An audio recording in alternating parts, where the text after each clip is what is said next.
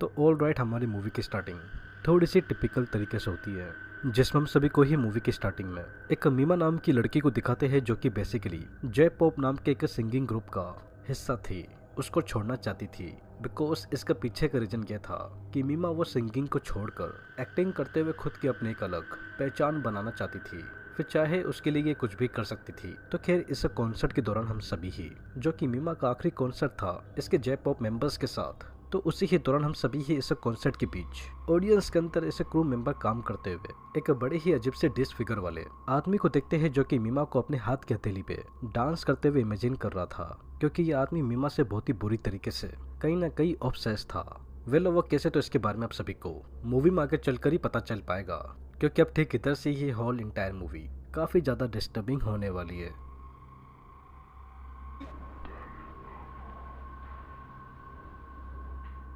तो फाइनली अपने music band को छोड़ते ही नीमा वो अपने घर पर आकर दीवारों पर लगे हुए अपने सभी ही म्यूजिक वाले पोस्टर्स को हटाकर कॉल पर अपने पेरेंट्स से म्यूजिक को छोड़कर एक्टिंग के अंदर अपने डिसीजन के बारे में उस बारे में अपने डैड और मॉम को बताती है, ये सोचकर कि इसके पेरेंट्स इसको ये फैसले के लिए सपोर्ट करेंगे। बट अनफॉर्चुनेटली ऐसा बिल्कुल भी नहीं होता, बिकॉज नीमा के पेरेंट्स वो एक्टिंग के बिल्कुल ही कहीं ना कहीं खिलाफ थे एंड वो उसको एक्टिंग में जाने से रोक रहे थे। But somewhere on the other side Neema वो अपने पेरेंट्स की ये बात बिल्कुल भी नहीं मानती एंड स्टिल उनके खिलाफ जाकर एक्टिंग में जाने का डिसाइड कर लेती है। तो अपने पेरेंट्स से बात करने के बाद नीमा वो सोने के लिए ही जा रही थी, तो तभी ही आउट ऑफ नोवेयर इसको किसी अननोन नाम से फैक्स आ जाता है, जिसके अंदर ये लिखा हुआ था कि वो नीमा को इसके रूम के बाहर से देख रहा है, जो कि सही में सुनने में ही काफी ज्यादा वियर्ड था। बट नीमा वो इस फैक्स को देखकर फिलहाल के लिए बिल्कुल भी रिएक्ट नहीं करती, ये सोच कर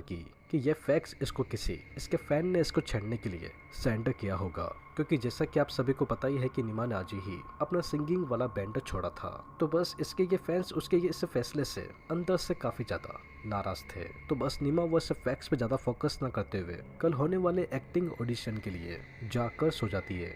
तो हाउएवर नेक्स्ट मॉर्निंग मीमा, जो कि एक डिटेक्टिव सीरियल का ऑडिशन देने के लिए आई थी, जो कि उसका ये ऑडिशन काफी अच्छा गया था, बट स्टिल समवेयर समहाउ नीमा को ऑडिशन के बाद पता चलता है कि उस सीरियल के जो डायरेक्टर थे उन्होंने नीमा के बस शॉकिंगली 3 ही शॉर्ट्स पूरे एपिसोड के अंदर इंक्लूड करे थे, जिसे देखने के बाद नीमा उसका कहीं ना कहीं एक्टर बनने का जो सपना था it was kind of faded away, क्योंकि नीमा वो उस ऑडिशन को देने के बाद बहुत ज्यादा डाउन फील कर रही थी। तो मीनवाइल ऑडिशन देने के बाद नीमा वो स्टूडियो से निकलकर अपने घर की तरफ ही जा रही थी, तो तभी ही उसी ही दौरान नीमा उसको ठीक अपने सामने की तरफ वही अजीब से डिसफिगर चेहरे वाला क्रू वाला बंदा देखने को मिलता है, जो कि नीमा की तरफ देखते हुए अजीबो तरीके से हंस रहा था, क्योंकि नीमा उसको अभी तक ये पता नहीं था कि वो क्रीपी से दिखने वाला बंदा नीमा को स्टॉक कर रहा था, क्योंकि वो फैक्स भी और किसी ने नहीं बल्कि इसी ही आदमी ने भेजे होते हैं। बट नीमा वो अभी इन सभी ही चीजों से बिल्कुल ही अनजान थी। तो अब ऑडिशन देने के बाद नीमा उसको सीरीज के डायरेक्टर से एक ऑफर आता है, जिसमें वो नीमा के साथ एक एपिसोड शूट करना चाह रहे थे, जो कि उस एपिसोड के अंदर डायरेक्टर वो नीमा से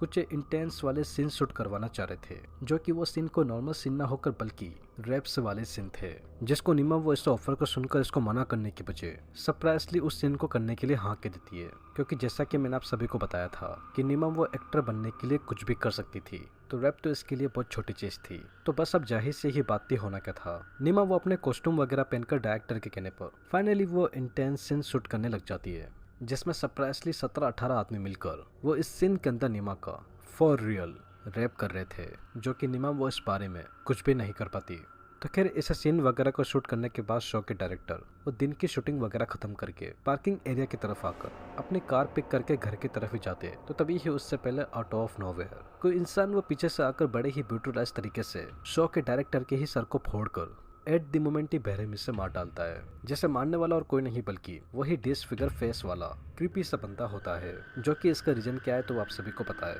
बिकॉज डायरेक्टर ने जानबूझकर नीमा का यूज किया था एंड ये बंदा ऐसा बिल्कुल भी नहीं चाहता था, क्योंकि ये ऑलरेडी नीमा से ऑब्सेस था, जिसको ये खुद उसको लाइक करता था, क्योंकि इस क्रीपी आदमी का यहाँ पर ये मकसद था कि नीमा वो अपना एक्टिंग वाला करियर ना कंटिन्यू करके बल्कि सिर्फ और सिर्फ सिंगिंग पर ही ध्यान दे, क्योंकि एक्टिंग के अंदर इसको उल्टे सीधे रोल्स ऑफर हो रहे थे, जिस कारण से उसकी बॉडी एक्सपोज हो रही थी एंड ये आदमी ऐसा बिल्कुल भी नहीं चाहता था, क्योंकि जैसा कि उस एपिसोड का ऑडिशन देने के बाद नीमा उसकी पॉपुलैरिटी वो धीरे धीरे स्पेशली आदमियों के बीच बढ़ती जा रही थी, जिसमें वो सभी ही लोग उसकी एक्टिंग में ना होकर बल्कि उसकी फोटोशूट वाली नोट फोटो के अंदर इंटरेस्टेड थे। क्योंकि जैसा कि मैंने आप सभी को भी बताया था कि नीमा को उससे इंटेंस वाले एपिसोड शूट करने के बाद अब कुछ और अडल्ट रिलेटेड ऑफर्स आते जा रहे थे, जिनको नीमा वो अब चाहकर भी इनको इन रोल्स को करने से मना नहीं कर रही थी, क्योंकि ऑब्वियसली अब उसको भी धीरे धीरे उन रोल्स को करने में इंटरेस्ट आ गया था। तो अब इन सभी ही बातों को देखते हुए वो क्रीपी फेस वाला आदमी अब अंदर ही अंदर इतना ज्यादा फ्रस्ट्रेट हो गया था कि वो सेम सीरीज के डायरेक्टर की तरह निमा का फोटोग्राफर जिसने उसकी नोट फोटोज ली थी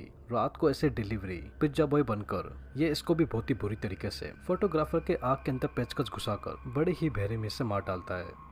तो अब इस फोटोग्राफर के भी ऐसे मरते ही सीन अब सीधा फाइनली इस मूवी के एंडिंग की तरफ फोकस होता है, जिधर नीमा वो हर एक काम दिन की तरह अपनी शूटिंग खत्म करके कॉरिडोर से होते हुए पार्किंग एरिया की तरफ ही जा रही थी। तो तभी ही उसी ही बीच नीमा को ठीक अपने सामने और कोई नहीं बल्कि वही क्रीपी सा चेहरे वाला आदमी आता हुआ दिखता है, जिधर वो बिना कुछ बोले नीमा को उठाकर जबरदस्ती एक कॉरिडोर के अंदर लेकर आ जाता है। तो कॉरिडोर के अंदर लाते ही वो बंदा जिसका नाम एडी था कि नीमा को चल रही है एक्टिंग वगैरह करने के लिए तुरंत ही मना करता है। तो जिधर नीमा जिसको कुछ समझ में नहीं आ रहा था कि ये कौन आदमी है जो कि इसको एक्टिंग करने से मना कर रहा है, वो एडी की इस बात को मानने से मना कर देती है। तो एडी जो कि वो नीमा से ऐसा एक्सपेक्ट नहीं कर रहा था, वो अंदर से बुरी तरीके से फ्रस्ट्रेट होके नीमा को सबसे पहले जमीन पे लिटाकर उसकी टांगों को हवा में उठा कपड़े वगैरह फाड़कर नीचे से बिल्कुल ही नंगा करते हुए उसके हाथ पैरों को रस्सियों से बांधकर एडी वो नीमा का बस रेप ही करने जा रहा था। तो तभी ही उससे पहले नीमा वो अपने पास में ही पड़े हुए एक छोटे से हथौड़े को देख बिना कुछ सोचे समझे एडी के सर पे उससे मार देती है।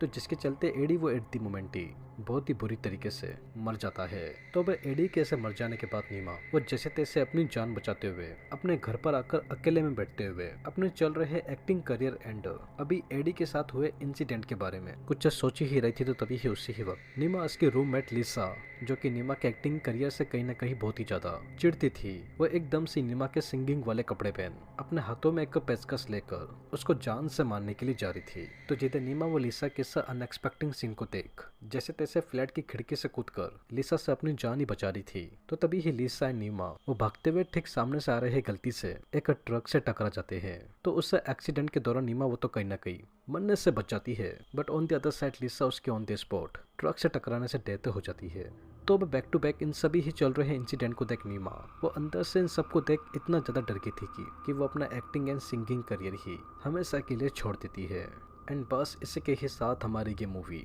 ऑन ए एब नॉर्मल वे में ठीक इधर ही एंड हो जाती है। अब दोस्तों अगर आप सभी को ये मूवी का एक्सप्लेनेशन जिसका नाम द परफेक्ट ब्लू है जो कि सन 1988 में आई थी अच्छी लगी हो तो चैनल को सब्सक्राइब किए बिना एंड वीडियो को लाइक किए बिना बिल्कुल भी मत जाइएगा, क्योंकि अब बहुत ही जल्द इस चैनल पर आप सभी को कुछ अंडररेटेड डिस्टर्बिंग एनिमे कंटेंट देखने को मिलेगा जिसकी शुरुआत आज से हो चुकी है। तो बस तब तक के लिए टेक केयर एंड पीस।